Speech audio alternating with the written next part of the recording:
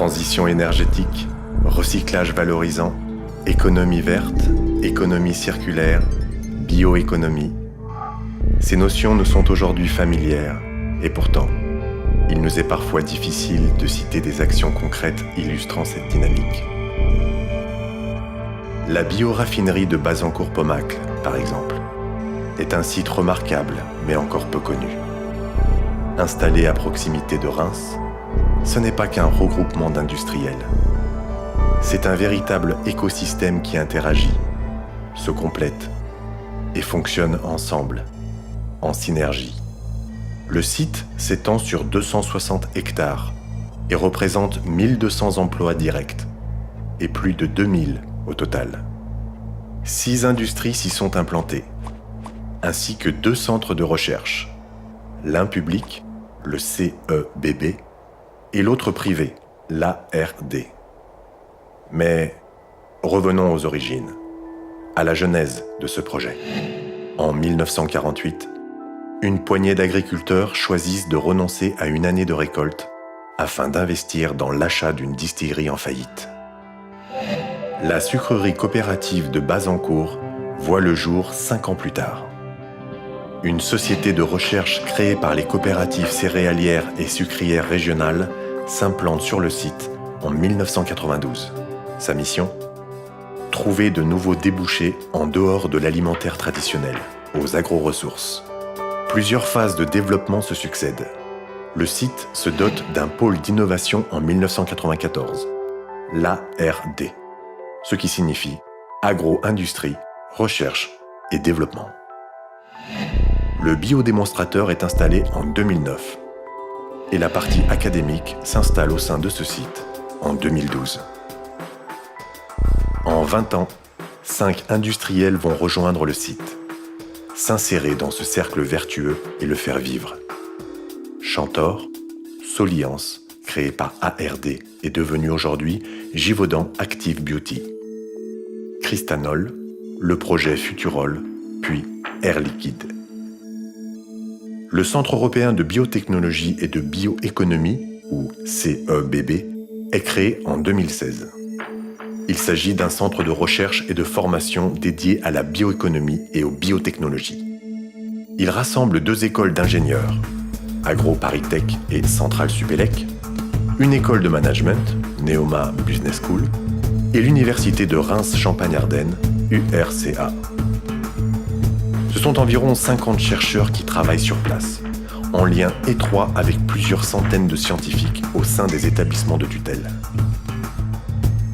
Le CEBB a pour objectif de collaborer avec les industriels de Champagne-Ardenne et plus généralement du Grand Est. Aujourd'hui, ce sont environ 1 million de tonnes de blé et 2,5 millions de tonnes de betteraves qui sont transformées chaque année sur le site de Bazancourt-Pomacle. C'est super tout ça, mais en vrai, ça donne quoi ? Ils en font quoi de leurs tonnes de betteraves et de blé ? En vrai, ça donne plein de choses. Des produits destinés directement à la vente et d'autres qui sont réinjectés dans le circuit du site. Ils sont alors utilisés par les autres industriels. On les appelle des coproduits. Mais pour que tout cela soit plus parlant, partons de cette betterave et de ce blé et voyons ensemble comment tout cela fonctionne. La betterave entre par la sucrerie Cristal Union pour produire le sucre que tu connais. Ce qui reste après cette première étape, les substrats betteraviers et l'eau récupérée de la betterave durant l'extraction du sucre vont être utilisés par l'éthanolerie Cristanol.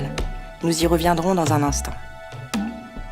Le blé, lui, va être principalement transformé par l'amidonnerie Chantor, en produits alimentaires pour les hommes et les animaux d'un côté et en applications techniques de l'autre. Il va par exemple être utilisé pour élaborer des colles, des cosmétiques. Lors de ces transformations, les solubles de blé issus de la production de l'usine de Chantor sont envoyés chez Cristanol. Cristanol récupère donc les coproduits liés à la transformation de la betterave et du blé. Grâce à eux, il fabrique de l'éthanol et de l'alcool noble. Durant ce processus de production, du CO2 est émis. Il est alors récupéré et comprimé par Air Liquide, qui l'utilise pour l'agroalimentaire. C'est par exemple ce qui te permet de déguster tes boissons gazeuses et pour le traitement de l'eau. Au sein de cet écosystème, la société de recherche ARD travaille en étroite collaboration avec le CEBB. Toutes les recherches effectuées par les scientifiques, le travail sur les différentes molécules, vont être testées grâce à un démonstrateur en biotechnologies industrielles. Ces essais grandeur nature vont permettre de valider la façon de produire mise au point en laboratoire, au niveau qualitatif et quantitatif, qui correspond aux attentes des utilisateurs. Avec l'appui du pôle de compétitivité IAR, tout cet environnement est mis en place pour que la recherche fondamentale et ses applications répondent à des besoins réels et concrets des industriels du site. Et du coup, elles servent à quoi toutes ces recherches ?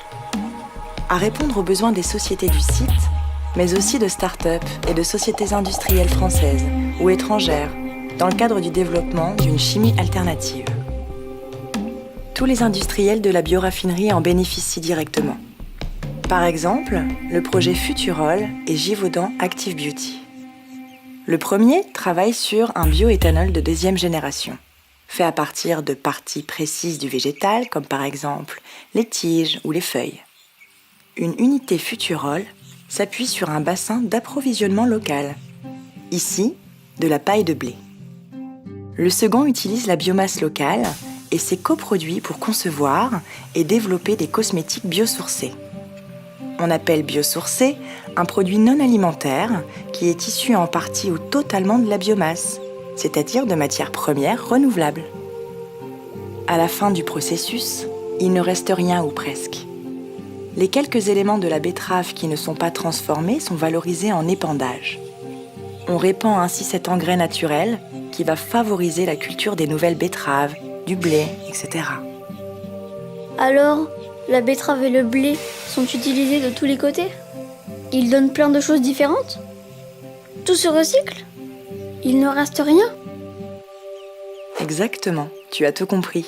Mais on peut aller encore plus loin. Cet incroyable écosystème n'est pas figé. Il cherche sans cesse à évoluer. Chaque jour, au travers du CEBB, des chercheurs travaillent sur les molécules, innovent, expérimentent pour trouver de nouvelles solutions utiles aux industriels. Ces améliorations des techniques et des technologies maintiennent la dynamique du site au niveau des produits eux-mêmes, mais aussi des synergies entre les acteurs. De nouveaux projets naissent aussi afin d'optimiser encore l'utilisation du site. C'est par exemple le cas de la ferme 112 implantée sur une ancienne base aérienne. Elle permet de développer de nouvelles technologies pour les machines agricoles et teste de nouveaux systèmes de culture. L'objectif est de produire une biomasse durable et de qualité. Les agriculteurs restent des acteurs majeurs du site. Ils produisent en effet cette biomasse sans laquelle la bioraffinerie n'existerait pas. Ils investissent collectivement depuis le début et maintiennent toujours cet engagement au travers des structures coopératives Cristal Union et Vivesia. Reims Bioéconomie Park, porté par la Chambre de commerce et d'industrie de la Marne, est un autre projet qui, lui, doit permettre l'implantation d'activités complémentaires aux agro-ressources. Production, recherche, logistique et services connexes. Si je veux travailler là-bas, quelles études je dois faire ? Et pour apprendre quel métier ?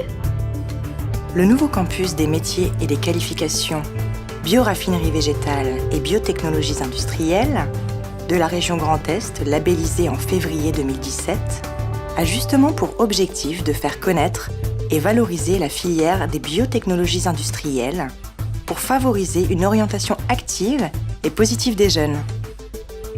Il est ouvert à l'ensemble de la population, élèves ou étudiants en formation initiale, personnel en formation continue, apprentissage, etc. La bioraffinerie de Bazancourt-Pomacle est un endroit unique par son histoire. On ne pourra pas refaire exactement la même chose, mais on pourra s'inspirer du fonctionnement pour bâtir d'autres sites qui, eux aussi, pourront produire ensemble pour que tout ceci profite à tous.